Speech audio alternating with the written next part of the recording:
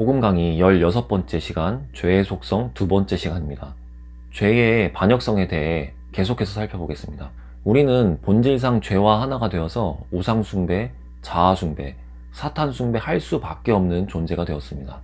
하나님께 대하여 완전히 반역적인 존재가 된 것이죠. 존재적인 반역자가 자신의 반역성을 숨기고 하나님께 충성하는 척 아무리 교회에 열심히 다닌다고 해도 하나님께선 외적인 모습이 아니라 중심을 주목하시기에 하나님께서 보시기엔 회칠한 무덤에 불과합니다. 마태복음 23장 27절 말씀을 함께 읽겠습니다. 화 있을진저 외식하는 서기관들과 바리새인들이여 회칠한 무덤 같으니 겉으로는 아름답게 보이나 그 안에는 죽은 사람의 뼈와 모든 더러운 것이 가득하도다. 사람은 겉으로는 멀쩡해 보이지만 그 속에는 예수님의 말씀대로 죽은 사람의 뼈와 모든 더러운 것이 가득한 존재가 되었습니다. 그 결과 도덕적으로 타락하였고 대표적으로는 성적인 부분에서 심각하게 타락하게 되었습니다.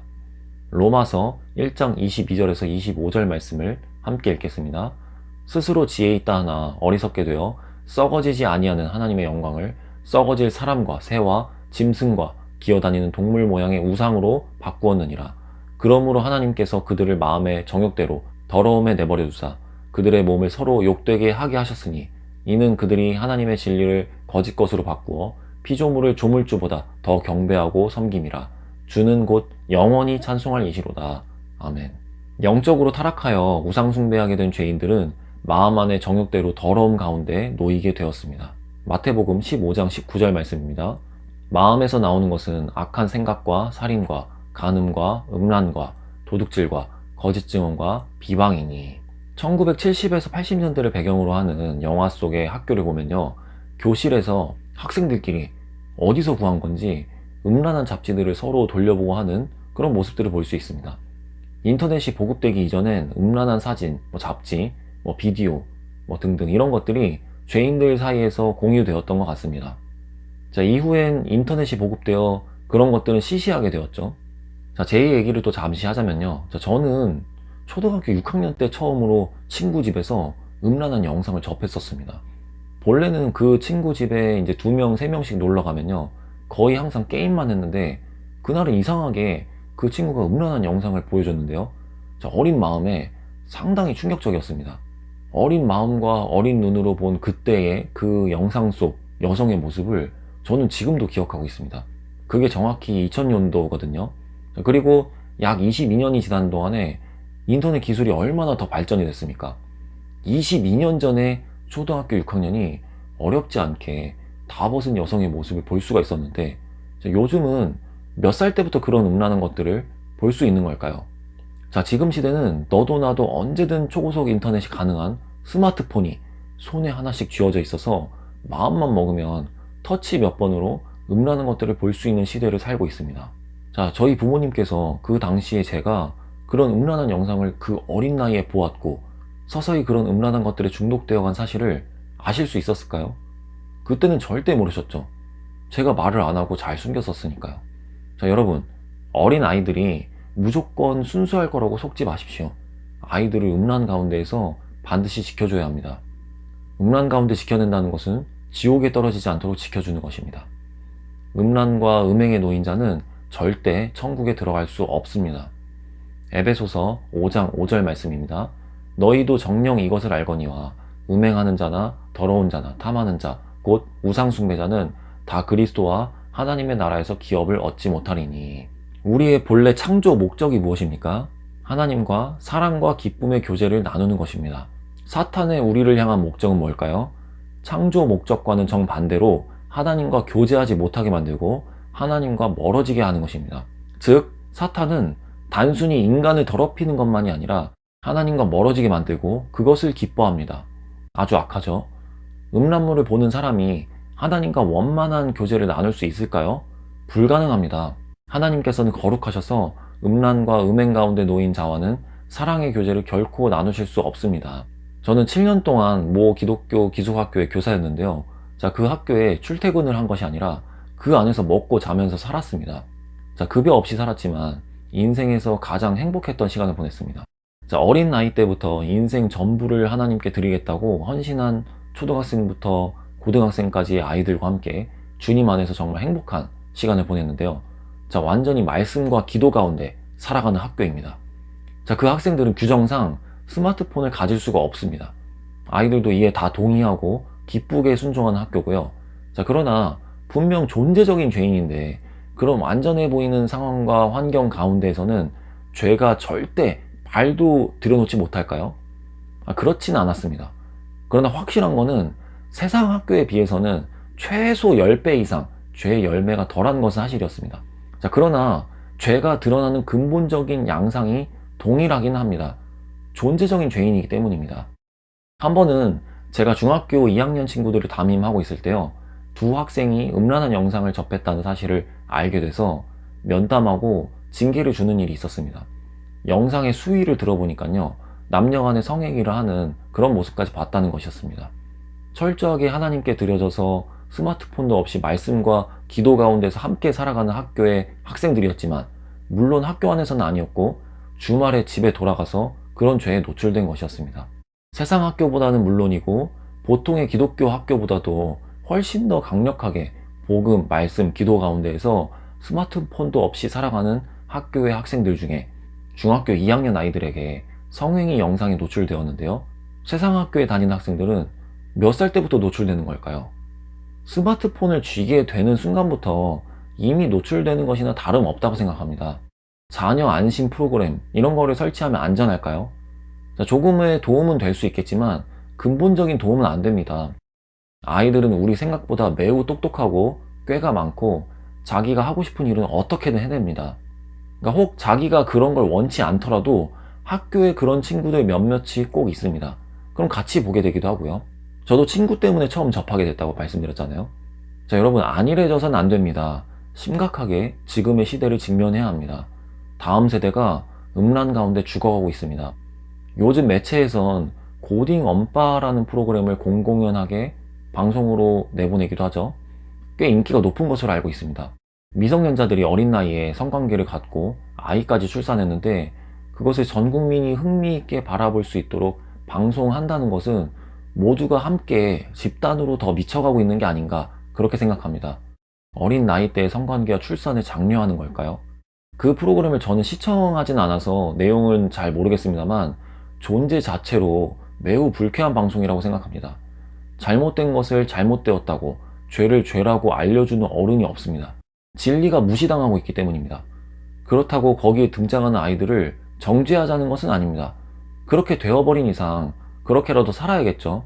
자, 문제는 그걸 공공연하게 방송을 통해 호기심 많은 미성년자들에게까지 노출을 시켜서 혼전 간음을 저질러도 저렇게 살면 괜찮다는 것을 암묵적인 메시지로 가르쳐주게 된다는 겁니다. 교회에 다니고 믿음 좋아 보이는 학생들은 세상 학생들보다는 좀 나을까요? 저도 꽤 규모 있는 보수적인 교회에서 중등부 회장, 고등부 회장이 되었던 그때에도 음란물에 거의 중독이 된 그런 상태였습니다. 또래 중에 가장 믿음이 좋아 보여서 회장으로 선출되었는데도 말입니다. 중등부, 고등부 회장의 영성이 실상은 음란물 중독자였습니다. 거의 20여 년 전 일이고요. 한국이 IT 강국이라는 말은 결코 좋은 말이 아닙니다. 왜냐하면 우리는 존재적으로 죄와 하나 된 죄인이기 때문입니다. 고린도전서 6장 18절 말씀을 함께 읽겠습니다. 음행을 피하라. 사람이 범하는 죄마다 몸 밖에 있거니와 음행하는 자는 자기 몸의 죄를 범하느니라. 자, 주로 아이들 위주로 나눠봤습니다만 다 큰 성인들, 어른들은 어떻습니까? 나이를 먹었으니 정신을 차리고 성적인 죄와 멀어집니까? 더 차원이 높아지겠죠? 연령 제한도 전혀 받지 않으니까요. 여러 지역을 다니면서 전도하다 보면요, 다양한 사람들에게 예수님의 살아계신 말하며 전도지를 건네게 되는데요. 자, 가게 안에도 들어가서 전도지를 드릴 때도 많이 있습니다. 자, 한 번은 시골 지역에서였던 것으로 기억나는데요. 가게 밖에서 안쪽을 보니 대낮인데 주인 아저씨가 모니터 화면을 통해서 그분의 자식 버른 돼 보이는 여성의 매혹적인 모습을 홀랑 취한 듯이 바라보고 있었습니다. 아마 성인 비디오 같은 영상을 보고 있었던 것 같아요. 자, 그럴수록 더 방해해야겠죠. 지옥에 가시면 안 되니까요. 자, 그래서 모른 척하고 가게 안에 들어가서 더 분명하게 예수님의 살아계신 말하면서 전도지를 드린 적이 있었습니다. 아저씨는 제가 들어가니 놀라기보다는 얼굴이 완전히 음란에 취해서 사리분별도 잘 못하는 것 같은 그런 모습이었던 것으로 기억이 납니다. 자, 한국은 한때 동방예의지국이라고 불렸습니다만 지금 시대의 한국을 한 사회학자는 매춘공화국이라고 일컫는다고 합니다. 다른 지역에 가서 전도하고 숙박업소에 입실하게 되면 저는 혼자 그저 쉬고 잠을 자러 간 건데 숙소 안에는 기본 일회용품으로 칫솔, 면도기 등등과 함께 피임기구나 성인용품이 대부분 비치되어 있습니다. 저는 필요 없어서 그냥 두고 옵니다만 여러분, 그런 숙박업소엔 부부들만 오겠죠? 법적인 부부들만 사용하라고 그런 용품을 비치하는 걸까요? 하나님께서는 법적인 부부 외의 성관계를, 즉 간음을 분명하게 금지하셨습니다. 출애굽기 20장 14절, 신명기 5장 18절, 레위기 20장 10절 말씀을 연이어서 읽어보겠습니다. 간음하지 말라, 간음하지 말지니라. 누구든지 남의 아내와 간음하는 자, 곧 그의 이웃의 아내와 간음하는 자는 그 간부와 음부를 반드시 죽일지니라. 동네, 마을, 학교, 회사 등등 이런 곳에서도 부적절한 관계들이 많이 있겠습니다만 아까 나눈 것처럼 한국은 IT 강국이어서 모르는 사람들과도 연결이 용이하게 돼 있습니다. 그래서 모르는 사람들과 좋은 인연만이 아니라 부적절한 관계들이 무분별하게 넘쳐나고 있습니다. 결혼할 때 하나님께서 기뻐하시는 대로 혼전 순결함을 지키는 가운데 결혼하는 부부는 몇이나 있을까요? 속도 위반이라는 말은 이미 공공연해진 지 오래되었습니다. 어린아이부터 노인에 이르기까지 무분별하게 음란의 홍수 가운데 노출되어 있습니다. 불과 10몇 년 전, 20여 년 전만 해도 자녀들이 대학에 가면 딸 가진 부모가 안심하기 어렵다, 이렇게 생각했던 것 같은데요. 지금은 유치원생, 초등학생 딸아이를 집 앞 놀이터에조차도 안심하고 내보내기 어려운 그런 시대가 되었습니다. 하나님의 기준, 진리가 많이 흐려졌습니다. 내가 하고 싶으면 부패한 마음의 원함대로 마음껏 죄 짓는 시대입니다. 이런 가운데 교회는 예수님의 말씀대로 세상의 빛과 소금 된 사명을 잘 감당하고 있을까요? 교회는 죄로부터 정말 안전할까요? 교회는 정말 성역입니까? 고린도전서 5장 1절 말씀입니다. 너희 중에 심지어 음행이 있다 함을 들으니 그런 음행은 이방인 중에서도 없는 것이라 누가 그 아버지의 아내를 취하였다 하는도다. 자, 2000여 년 전에 교회 안에 있던 심각한 음행에 대해서 바울이 책망하는 장면입니다. 자, 오늘날의 교회는 괜찮습니까? 자, 예전에 집회에서 들었던 실화입니다. 해외 단기 선교를 나온 여성 한 명이 복음 앞에서 너무 힘들고 괴로운 마음을 느끼고 선교단체에서 고백했다고 하는 한 이야기를 듣게 되었습니다. 자신이 고등학생 때 교회 고등부를 지도하고 찬양팀을 이끌던 인기 있는 대학생 오빠가 있었다고 합니다. 자, 어느 날 이 오빠가 자신을 사랑한다면서 몸을 요구해서 성관계를 갖게 되었고 이후에 그 오빠는 더 이상 만족이 되지 않아서인지 관계를 가진 이후에 자신을 때리기 시작했다고 합니다. 그리고 그 오빠는 이렇게 말했답니다. 이 교회에 너 말고 너 같은 여자 셋이 더 있어. 자, 마치 사탄이 하는 말 같죠? 그리고 그 사탄을 쏙 빼닮은 그 오빠가 선교 사명을 받았다며 선교지에 나간다고 말했답니다. 자, 이 일은 교회 안에서 실제 일어났던 일이고요. 언제든 또 있을 수 있는 일입니다. 지금은 전혀 없을까요? 자, 거룩하신 하나님을 향한 찬양을 인도하고 예수님을 전하는 선교 사명을 받았다고 하는 그의 정체가 대체 뭘까요? 자, 교회는 어디까지 죄와 악으로 물들어 있는 걸까요? 우리 교회는 정말 성역이고 안전할까요? 저는 많은 청소년, 청년들의 고백을 들으면서요, 믿음 좋다고 하는 많은 집안의 자녀들이 음란과 음행으로 얼마나 물들어 있는지 과할 정도로 잘 알고 있습니다. 거의 대부분의 청소년, 청년들은 예외 없이 음란과 음행으로 물들어 있습니다. 나와 나의 자녀는 예외일 거라고, 앞으로도 안전할 거라고 순진하게 생각하지 마십시오. 최근 어떤 교회에서는 돈에 눈이 먼 목사님으로 인해 교회가 두 파로 갈라졌다는 안타까운 이야기를 들었습니다.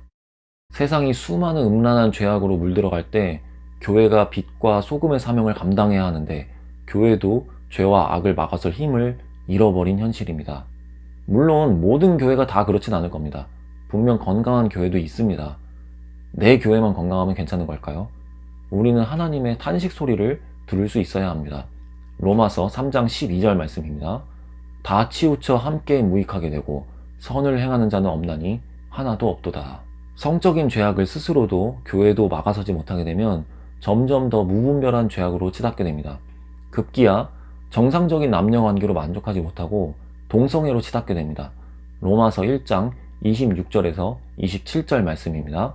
이 때문에 하나님께서 그들을 부끄러운 욕심에 내버려 두셨으니 곧 그들의 여자들도 순리대로 쓸 것을 바꾸어 영리로 쓰며 그와 같이 남자들도 순리대로 여자 쓰기를 버리고 서로 향하여 음욕이 불릴 듯하며 남자가 남자와 더불어 부끄러운 일을 행하여 그들의 그릇 때문에 상당한 보응을 그들 자신이 받았느니라. 동성애가 선천적이라는 주장이 많이 있습니다만 성경은 분명 여자들이 순리대로 쓸 것을 바꾸었고 남자들도 여자 쓰기를 버렸다고 말씀하십니다. 그들이 의지적으로 선택한 것이라고 분명하게 선언합니다. 유명한 동성연애 소설 작가로서 동성연애의 전도사 노릇을 하다 한 청년이 복음 앞에 서고서야 동성애가 죄임을 깨달았었다고 합니다. 그는 동성연애 소설로 성공한 게 하나님께 축복을 받은 것이었다고 완전히 착각했고 복음을 듣고서야 자신이 지옥 뚜껑을 밟고 있었음을 깨달았다고 하는 한 이야기를 들은 적이 있습니다. 저도 나름대로 교회를 열심히 다닌다고 했습니다만 복음 앞에 제대로 서기 전까지는 동성애가 죄라고 전혀 인식을 못했습니다. 그러니까 문화적인 영향이 컸어요. 동성애를 지지하고 부추기는 영화, 드라마 등이 많이 있어 왔었는데요. 대표적으로 2005년도에 개봉했던 왕의 남자라는 영화가 있죠. 왕이 남자인데 왕의 남자라는 그 제목부터 다분하게 동성애 성향을 띠고 있습니다. 1000만 기독교인이 있다고 하는 한국에서 무려 1000만 명이 넘는 사람들이 분별 없이 재밌다며 이 영화를 보았습니다. 저 개인적으로는 학교에서 보여준 또 다른 영화가 결정적인 영향으로 작용했습니다. 2006년도에 개봉했던 천하장사 마돈나라는 영화인데요. 마돈나가 여자 이름인데 수식어를 천하장사로 하는 것부터 왕의 남자와 동일하게 제목부터 동성애의 느낌을 풍기고 있습니다. 학교에서 보여주니까 마음에 아무런 저항성 없이 매우 감동적으로 봤는데요. 여러분은 절대로 보지 마세요. 그 영화를 통해 자연스럽게 느끼게 되는 건 동성애자들은 그저 좀 불쌍하고 그들도 차별받지 말고 존중받아야만 한다는 감동적인 생각을 가지게 됩니다. 일리 있는 말처럼 들릴 수 있지만 결코 진리는 아닙니다.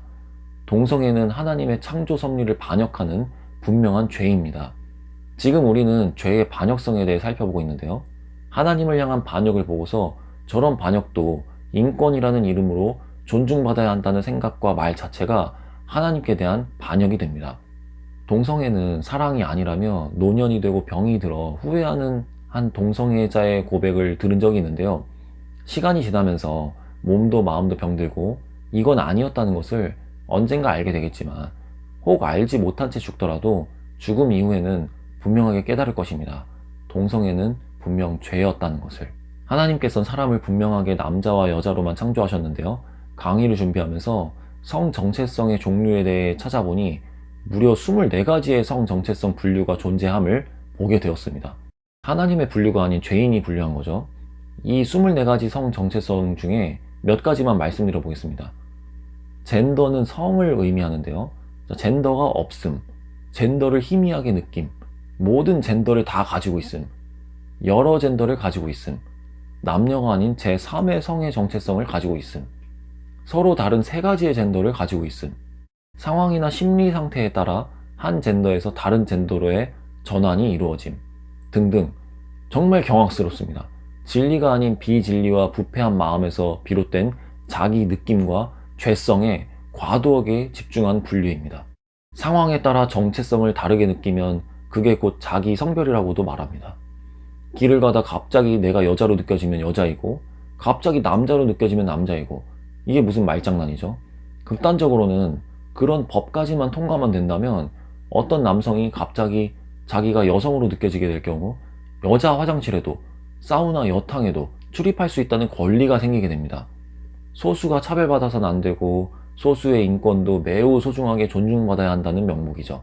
자, 이와 같은 논리로 하나님께 반역하며 사회에 큰 해악을 가져다 주면서 그저 죄인의 인권만을 극단적으로 존중한다고 말하는 차별금지법은 절대 통과되어선 안 됩니다. 우리에겐 진리만 필요할 뿐이고 진리만이 결론이 되어야 합니다. 창세기 1장 27절에서 28절 말씀을 함께 읽겠습니다. 하나님이 자기 형상, 곧 하나님의 형상대로 사람을 창조하시되 남자와 여자를 창조하시고 하나님이 그들에게 복을 주시며 하나님이 그들에게 이르시되 생육하고 번성하여 땅에 충만하라, 땅을 정복하라, 바다의 물고기와 하늘의 새와 땅에 움직이는 모든 생물을 다스리라 하시니라. 동성애는 생육하고 번성하라는 하나님 말씀에 순종할 수가 없습니다. 다만 죄와 쾌락만을 더 번성하게 할 것입니다. 하나님의 은혜로 본래 동성애자였는데 복음 안에서 회복되어서 정상적인 성 정체성으로 돌아왔다는 실화를 들은 적이 있습니다. 동성애 성향을 비롯한 갖가지 성 정체성은 분명하게 복음 안에서 회복될 수 있습니다. 하나님께 불가능한 일은 없습니다.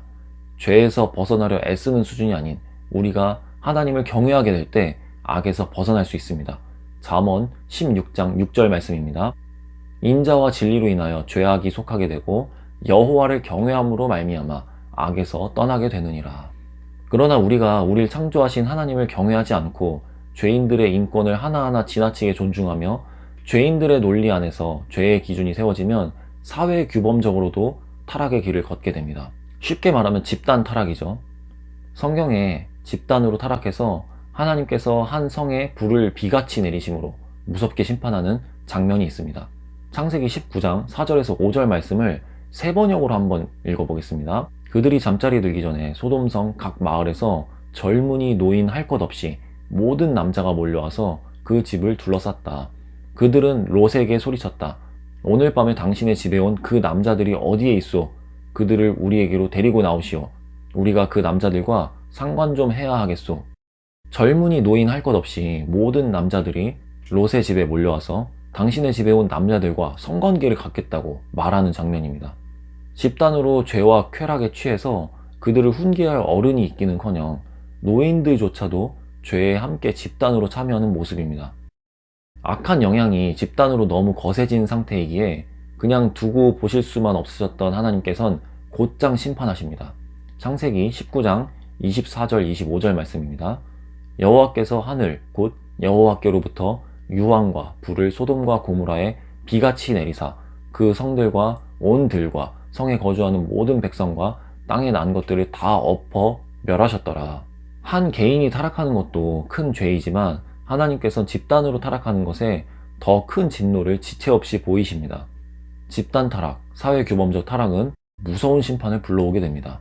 로마서 1장 28절에서 32절 말씀을 함께 읽겠습니다.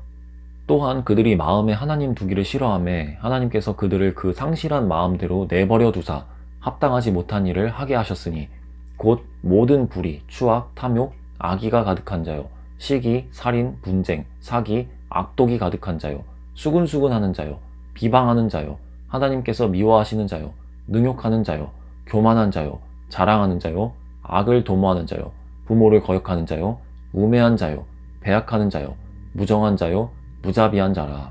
그들이 이 같은 일을 행하는 자는 사형에 해당한다고 하나님께서 정하심을 알고도 자기들만 행할 뿐 아니라 또한 그런 일을 행하는 자들을 옳다 하느니라. 사형에 해당하는 죄임을 알고도 자기들만 행할 뿐 아니라 그런 일을 행하는 자들을 옳다 하느니라. 본래 동성애도 잘 드러내기 어려운 부끄러운 죄였는데요. 어느덧 동성애를 자랑하며 당당하게 도심 한복판에서 퍼레이드까지 열리는 시대가 되었습니다. 서로에게 용기를 준 것이죠. 괜찮아, 잘못된 것이 아니야. 용기를 가져. 고개를 들어. 옳은 일이야. 너도 인권이 있어. 너 자신을 사랑해.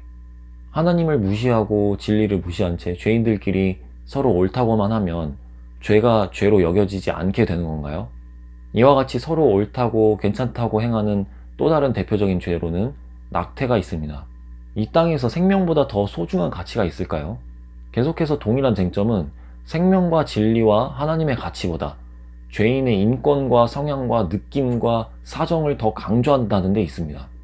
임신 몇 주부터 사람이냐는 죄인들의 괴상한 논리와 주장이 있습니다. 언제부터 사람입니까? 엄마 뱃속에 착상됐을 때부터 사람입니다. 자, 우리의 가슴 속에 애틋함을 가지고 있는 것에 어머니 모자를 붙여서 표현하지 않습니까? 모국어, 모교, 모교회 등등. 자식이 아무리 큰 죄를 지어서 모든 사람에게 손가락질을 받아도 엄마만큼은 자식을 끝까지 보호하고 사랑해 줄 텐데, 낙태는 엄마가 자식을 죽이는데 동의하고 자식을 살인하는 것과 같은 죄입니다.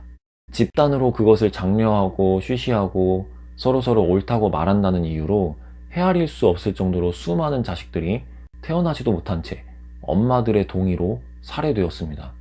죄의 반역성은 영적 도덕적 타락을 불러오고 나아가 집단으로 사회 규범적인 타락을 야기시키게 됩니다.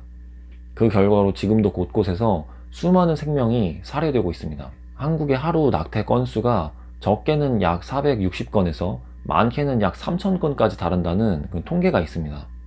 수많은 엄마들의 동의에 의해 일어나는 일들입니다. 중요한 것은 모든 생명의 주인이신 하나님께서는 단 한 건의 낙태도 동의하지 않으셨고 앞으로도 동의하지 않으십니다.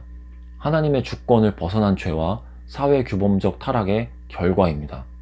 한국만 얘기했지만 전 세계적인 낙태 건수는 다 헤아릴 수도 없을 겁니다. 우리에겐 엄마의 사랑이 아닌 오직 하나님의 사랑과 은혜만이 필요할 뿐입니다. 로마서 1장 32절 말씀을 마지막으로 함께 읽고 이번 강의 마무리하겠습니다. 함께 읽겠습니다. 그들이 이 같은 일을 행하는 자는 사형에 해당한다고 하나님께서 정하심을 알고도 자기들만 행할 뿐 아니라 또한 그런 일을 행하는 자들을 옳다 하느니라.